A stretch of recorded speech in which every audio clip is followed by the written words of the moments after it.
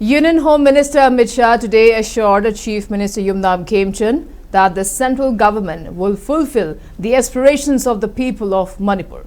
Amit Shah gave the assurance when Khemchand called on him at his official residence in New Delhi around 3 p.m. today. Amit Shah is scheduled to visit Manipur in the first week of October. During the visit, he will lay the foundation stone of the new Senapati Medical College and review other developmental projects in the state. The Chief Minister said Amit Shah has agreed to lay the foundation stone of the medical college, which was recently approved by the state cabinet for Senapati district, predominantly Naga inhabited areas. Amit Shah also gave a patient hearing to the issues raised by the Chief Minister concerning the state and assured him that the centre will fulfill the aspirations of the people of Manipur.